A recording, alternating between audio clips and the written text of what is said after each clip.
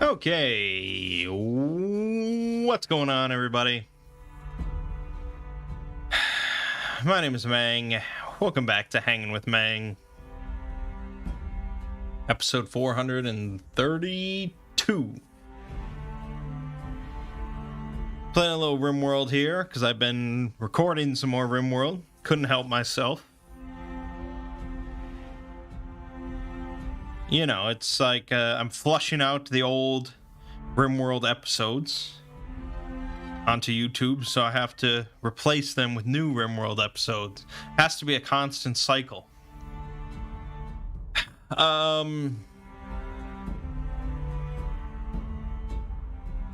Yeah, so there's that. RimWorld's a good game for hanging with Mangg, because I can just put it on ×1 speed. And things keep happening, but I don't have to do anything. Yeah.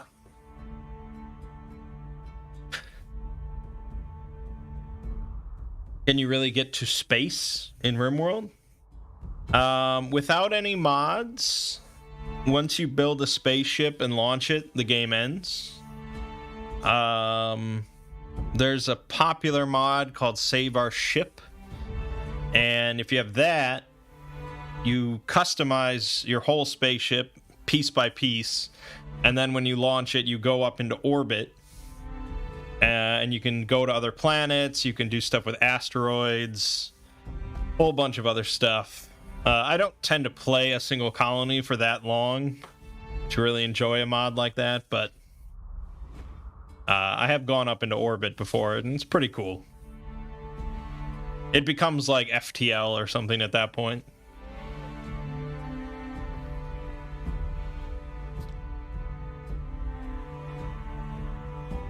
So, it was the end of week 2 of my January hiatus, my January vacation.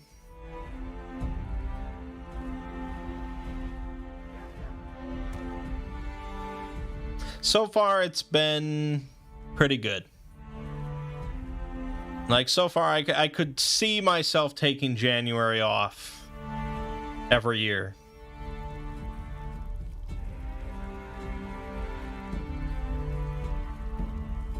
Partly because, I mean, it's just nice. I mean, I enjoy my mod. I enjoy my job quite a bit. I wouldn't trade it or anything. But yeah, any job kind of can burn you out or get a little old after a while. So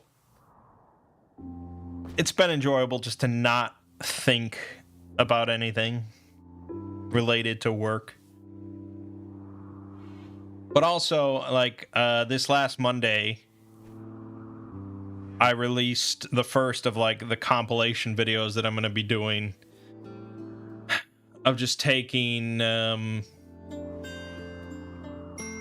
couple two-parters that I did in the past and combining them, re-releasing it. You know, I made it pretty clear on a YouTube post and a Twitter post that I was going on hiatus and this is what I was doing. But still, you know, that combined video for 001 Past and Future, that already has over 100,000 views. And it's just old content. You know, it took me like half an hour to just put that together and upload it. So, I mean, that's pretty good. I don't feel great about, you know, re-uploading content, but, you know, it's either that or nothing. And there are plenty of people that absolutely are not aware that that already existed. And I made a comment on the video informing them that this was old content, and you know, so it's not misleading or anything, and it's all just fine. I don't think YouTube really encourages that sort of thing. I think it's actually, from what I heard in the past, like actually against like their rules. But they don't really care. So it's all good. So yeah, if I can just take a month off every year, recuperate while still kind of releasing old content. It'll gonna be a little tricky in the future because I'm not sure if I'm always gonna have multi-parters, especially if I move away from SCP into 40K again. The odds of me having, but I guess if I am still doing SCP stuff, it's more likely to be like big multi-part stuff because that's what I'm attracted to. So I guess we'll see. But yeah, I mean, already, like, after 2 weeks, I'm, like, starting to think about some work stuff that I could be doing. Rounder House messaged me on Discord the other day to let me know that he had put out his latest, greatest SCP. And it's a doozy, man.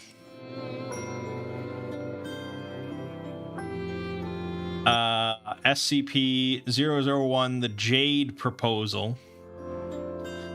A Money ROM was the Gold Proposal, so he's moving through.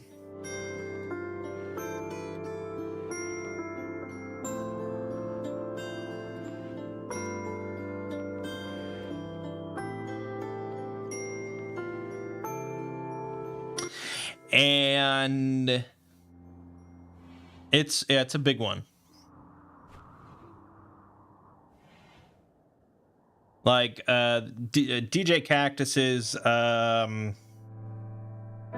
Demon Ogier was like 25,000 words. And that ended up being around a bit over 2 hours for me to cover. Although a lot of that was me reading verbatim, so it's hard to say. But this new Jade Proposal is 45,000 words. So I'm expecting possibly 4 parts. Each an hour long, at least. And in addition to that, there's like a little prologue that's a whole other SCP or something. And then there was actually another like interim article between the Money ROM one and this one that I never read. So maybe, I don't know. I might just read that I don't know. I might do the prologue and stuff while I'm on vacation. I don't know. We'll see. When I was fucking around with all my mic stuff, I actually dismantled like my whole Exploring Series mic setup and the audio interface. So I'll have to re-put that together, and that's not something I'm excited about.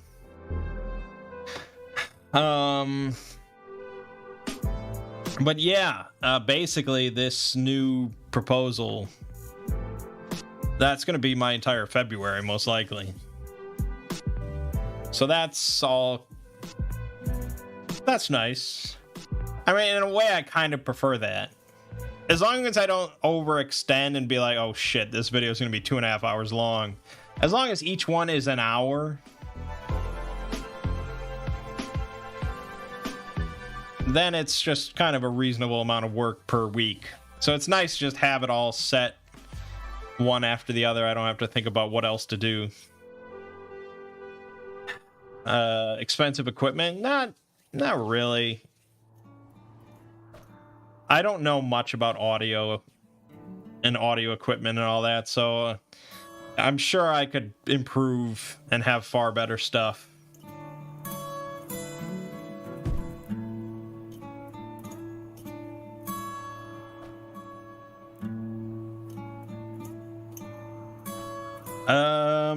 So yeah, that's pretty much it for that. Anyways, this week on this channel,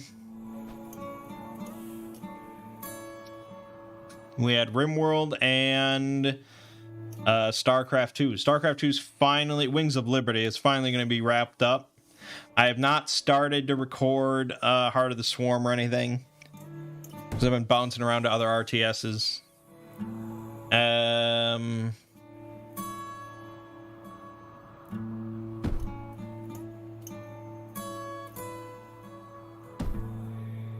It seems like people have enjoyed my playthrough of Wings of Liberty, despite me being an RTS noob and all that, and a StarCraft noob and all that. Gotten a lot of comments on that series, giving me advice and stuff. How much of that advice I actually learn and retain, we'll see. But yeah, I'm looking forward to doing Heart of the Swarm.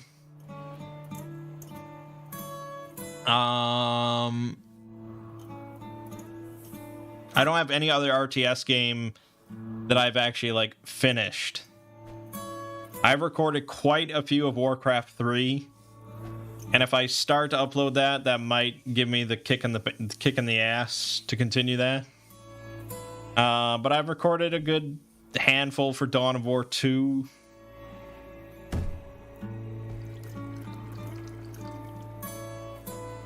But now I've got more RimWorld I'm recording. I really want to do more Cataclysm. I started like Chained Echoes. I've got like 2 videos recorded for that.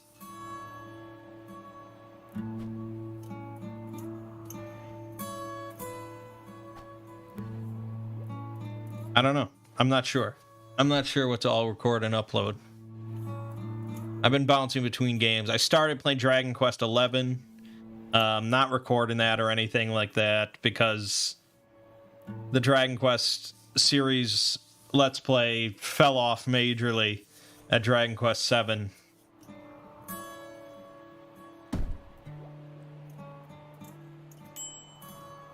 That whole franchise just didn't really gel with me. It's just a franchise. I don't know. It's weird. I want to say it's for like casual JRPG fans, but it's not really casual. There were some very difficult parts, but it's just not. It's a simplistic JRPG franchise.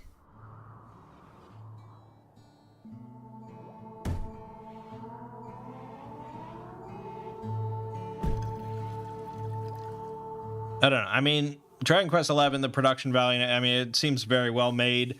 I love that there's an optional 2D version that's just the whole game made in 2D.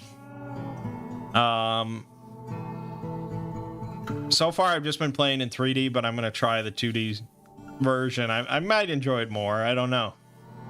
But anyways, that's neither here nor there. Over on the Exploring series, like I said, Past and Future got uploaded. Tomorrow will be Project Palisade, which is another like not super lengthy thing that I did. It just happened to be broke up into 2 parts. I think the first part was like a half an hour. I think back then when I did that was like, oh, this should be a 2-parter. Whereas nowadays it'd be like, fuck it, just get the work done and make it one thing. It's like an hour and a half long, but whatever.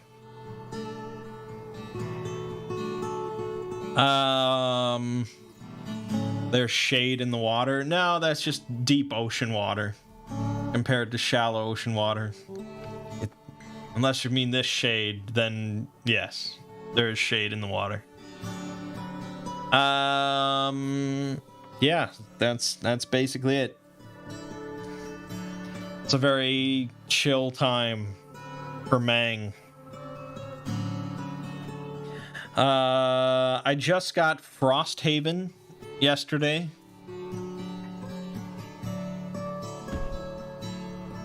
The sequel to Gloomhaven. Took quite a while on Kickstarter. Let's see, when did I last... When did I actually back Frosthaven?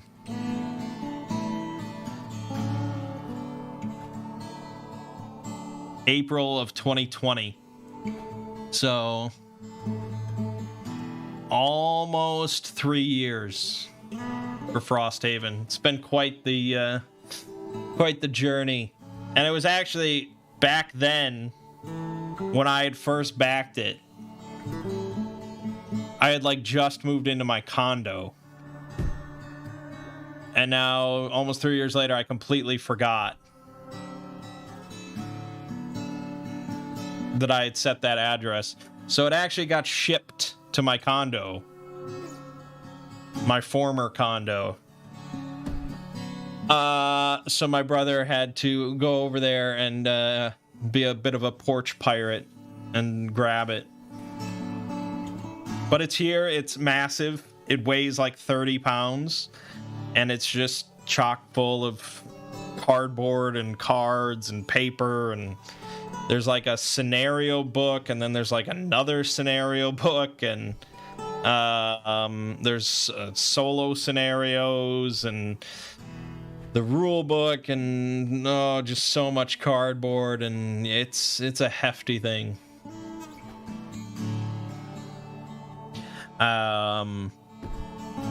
So I'm definitely going to be playing it with my mom because we played Gloomhaven together. Playing it with a full group of 4 on like a weekly basis is a nice thought, but the time that it takes is pretty substantial. And, it's a big campaign. You want to be able to really reliably have the same group of 4 week after week after week. And that's tricky. We do have my Magic the Gathering group, which is it's the 3 of us every single week. We always get together to play Magic. I'll bring it up to them as an option if they want to try Frosthaven instead, but Magic's good. But yeah, I'm pretty excited. I mean, it should be good. Oh, a raid. Scorpion raid. Looks like they want to set up scorpions nearby. Okay, well, this is when we send out the fucking Doomslayer, who is carrying far more weapons than she needs to. We'll send her out with the Snipex alligator.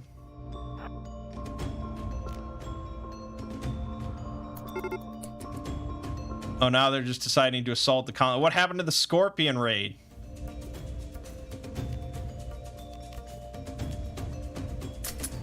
I don't have anything for the... Yeah, I forgot to unload all these weapons from the last raid. Let's see how this does.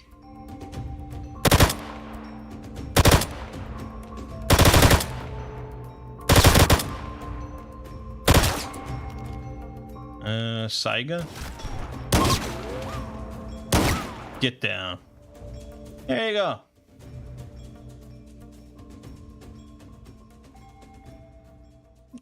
That's how the Doomslayer operates. I mean, she's got a weird name, but... yeah, locked in the war casket. She's just a thing of beauty. Alright. Just gonna go back to sleep now. Anyways. Yeah, Frosthaven looks pretty good.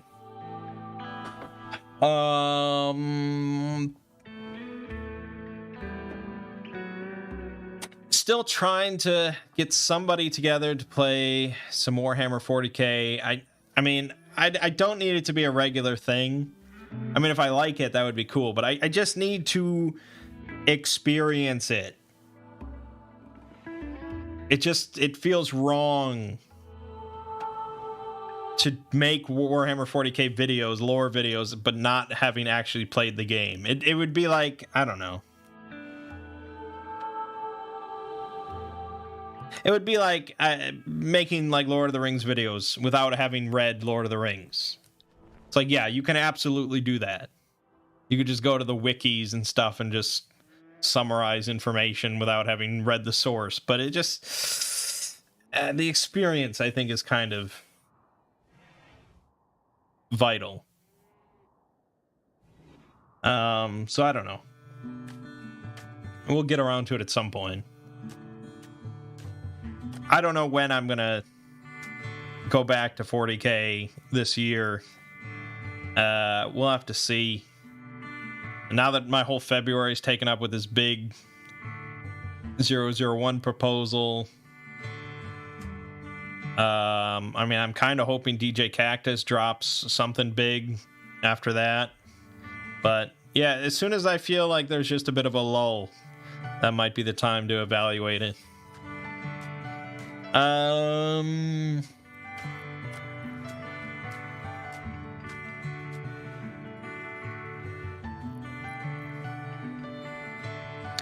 Lego and I did some more Breath of Fire yesterday on stream.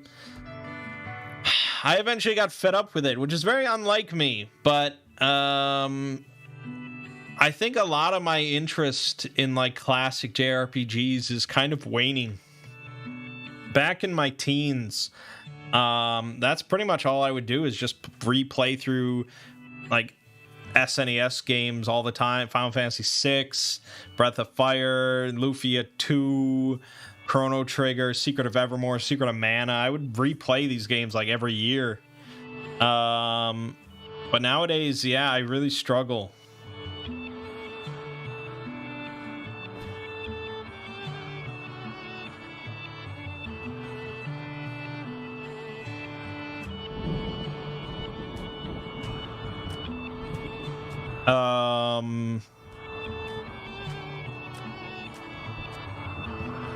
It's just so monotonous and so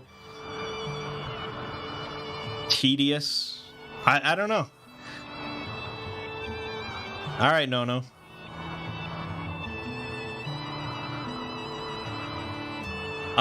So yeah, I reached a point in Breath of Fire 2 where I had done this section of a dungeon like on a mountaintop, and I get to the top of the mountain where I'm supposed to grab a certain mushroom, and I just picked the first mushroom I saw.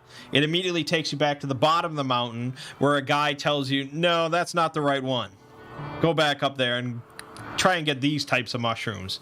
And at that point, I just said, fuck it.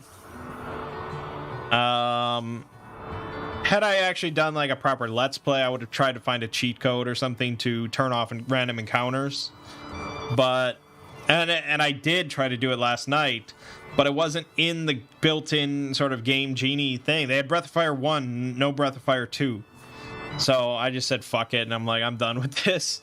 Especially because Lego was only like halfway through Breath of Fire 1. I don't think I was even halfway through Breath of Fire 2. So it would have been at least a couple more weeks of it. And no one came online to watch us play Breath of Fire 1 and 2. So it's just like, we're not enjoying this. No one else wants to watch this. What are we doing? So we still had like an hour and a half left of the stream.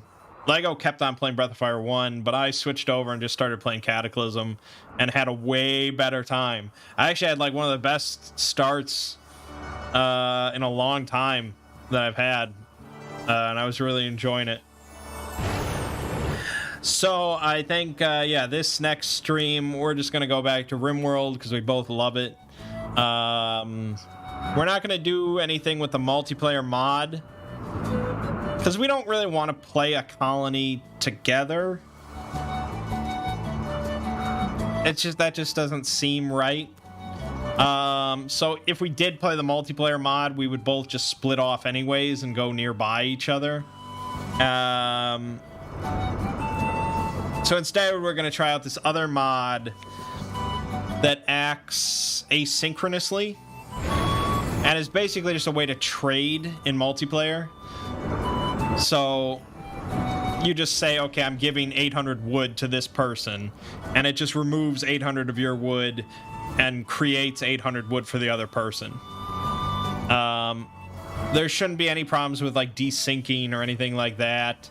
I do believe we have to have the same mod setup. I don't know why, but I guess that shouldn't really be a big problem.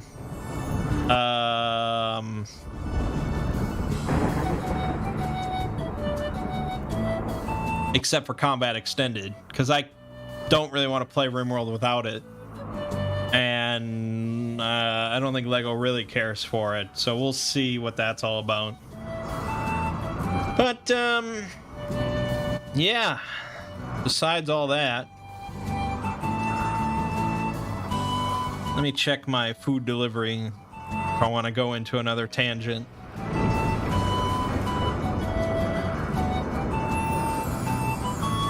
Okay, I've got a few minutes. So I watched a horror movie the other day that's apparently going viral on TikTok. Allegedly. I mean, I have a TikTok, but I didn't see anything about it. I just saw an article mentioning how it's going viral on TikTok. The article that I saw was from Polygon that said that this movie was this generation's Blair Witch Project.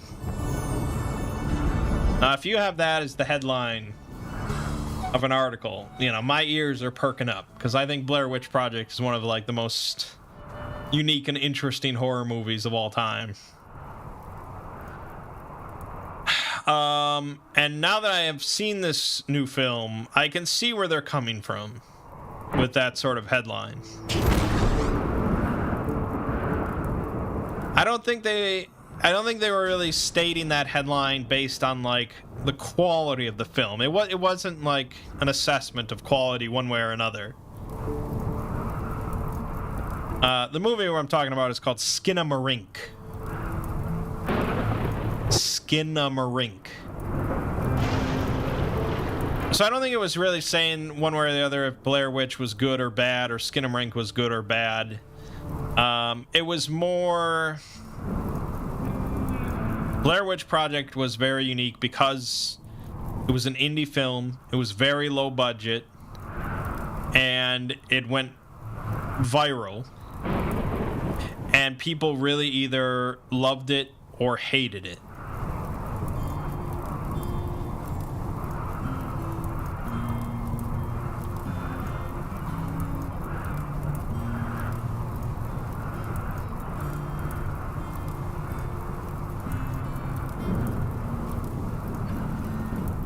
And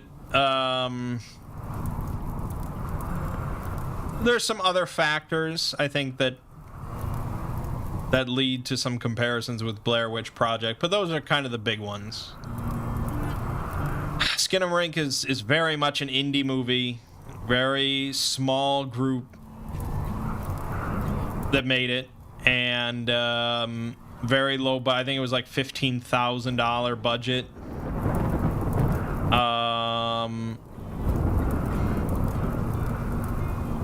I don't know specifically what all that money went to. It feels like a $300 budget, but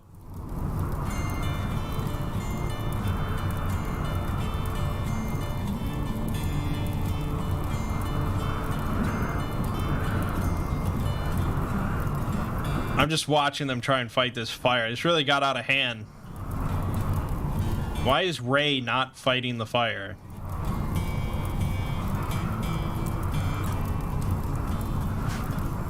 Why is anybody not fighting the fire other than Carl, who apparently refuses because he's an asshole?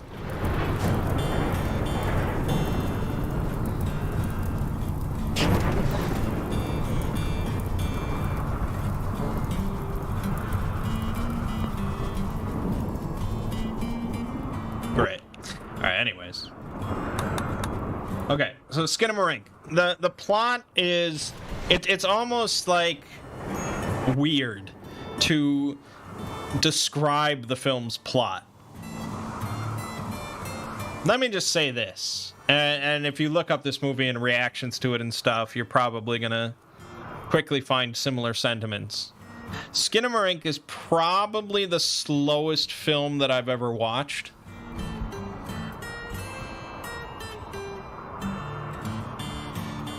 And slowness in this case would mean, like, the amount of, like, events that occur between the start and the end of the film. And by event, I mean basically anything. Event being like an action, event being dialogue, anything. It's almost certainly the slowest movie I've ever seen. In my younger days, I think I would have abhorred such a thing. But in my older age, I don't have as big of a problem with slow films. It depends. So very little happens throughout the film, and you should know that going in. This is not a thrill-a-minute horror film. It's also very much like a college student, like, art house film in the way that it's presented, in the way that it's filmed, and all that sort of stuff. The camera only, like, physically moves, like a moving shot, like 3 or maybe 3 times or so. Maybe in like 3 different scenes, maybe the camera actually moves. Most of the film consists of the camera or the video switching between static shots. So the camera will just be like under the dresser of a house. Oh, that's another. The whole film takes place in a single house. The director's like childhood home. So the camera will have a shot like under a dresser, and then the camera will switch, and it'll just cut, and the camera will now be looking at like a hallway. And then it'll switch, and the camera will be looking at like the corner of a television set. Most of the shots are like kind of cropped or like off center in some way. There's never like a clear shot of anything. It's designed to be kind of disorienting. You're never gonna learn like the layout of the house, even though the whole movie is set in one house. In addition, the camera or the video or whatever is extremely like low quality. It's like 90s VHS quality or earlier. It's very hard to make out like, you know, specific little details. It's not like,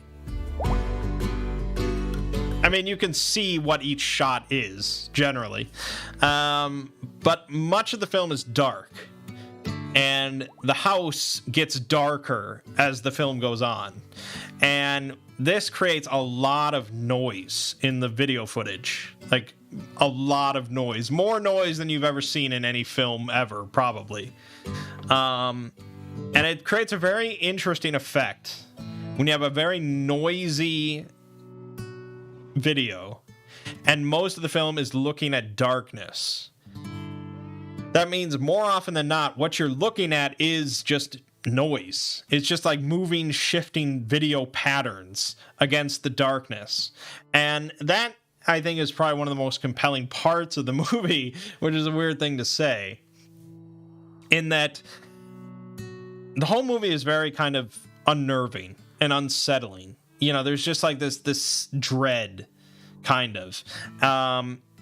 And a lot of the film, you're just kind of sitting there trying to see what is happening, or trying to see if there is anything happening, because most of the film is just like silent.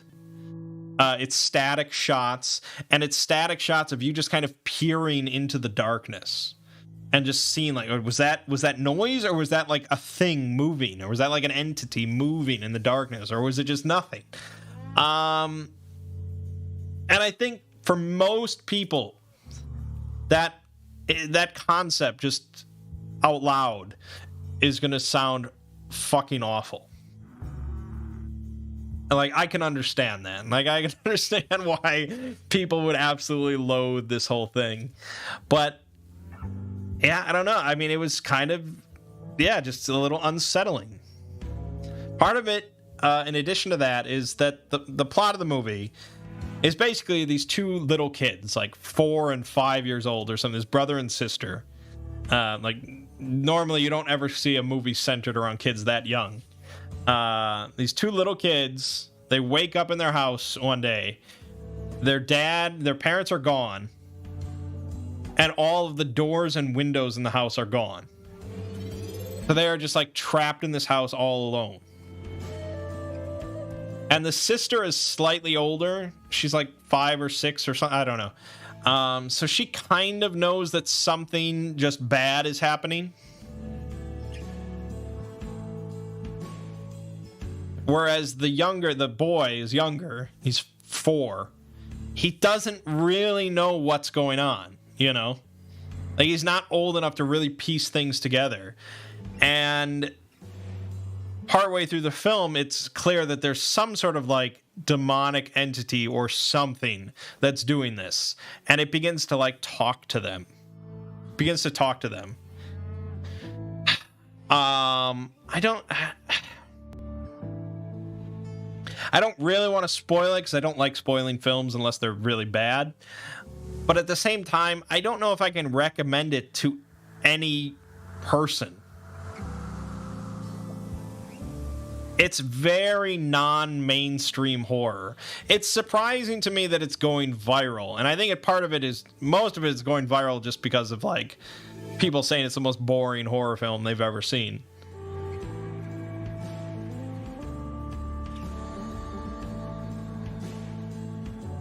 I think the grand majority of people, even, like, really people into horror films, like into horror films of all type, I think the grand majority will hate it. Because it's an hour and a half of just pretty much nothing happening.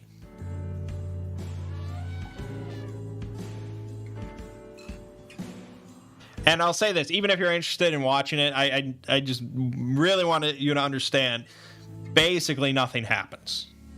There's no epic conclusion where it all is explained or wrapped up or anything. The film basically just picks a point to end at, and then it ends. I don't think you would ever use the word satisfying to describe the ending to that film. It's just like almost it's an end point for you, the viewer, to this kind of unsettlingness, while still not being an endpoint for the characters, you know? So it's just like, it's assumed that this all keeps going on, but for your sake as the viewer, it ends, you know? But I think if you watch this by yourself, do not watch this with other people, watch this by yourself in a dark room. And if you can really, I mean, this is the part where you can't really force yourself into it, but if you can, like, buy into what the film is doing and what it's presenting, if you can get into it, I think it could legitimately be one of the scariest things out there. Like, there were scenes where I was really just like, fuck, this is... I don't get scared by horror films. And I wouldn't say I really got scared by this either. But it might be. It might be the scariest horror movie I've ever seen. Usually I say that's Hereditary, but this thing is so different. Hereditary is scary, but it's scary in just like a mainstream way that's just been kind of perfected, you know? This is just scary in this almost like nightmarish, like alien quality to it, you know? I wouldn't say that I loved it. I wouldn't probably put it on like my top 10 horror movies or anything like that, but I would say I liked it. I could see myself watching it again in the future. In that same sort of situation, by myself, dark room, and just like get immersed and just be creeped out, you know, and just be unnerved. I don't know. Like I said, I'm not going to recommend it to you. I'm not going to recommend it to anyone that I know or could ever talk to. But that being said, if you're really into horror movies and everything that I've told you does not deter you from checking it out, then yeah, I mean, check it out. What's the worst that happens? If you watch 30 minutes and you think, like, this just sucks ass and is completely boring, then just turn it off. Not much is going to change after that 30 minutes. But yeah, so that's Skinamarink. Very unique thing.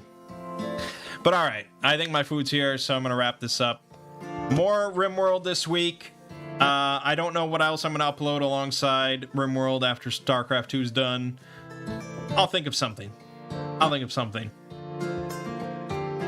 And Project Palisade compilation going up tomorrow on Exploring Series. And that's all she wrote. My name is Mangg. This has been Hanging with Mangg.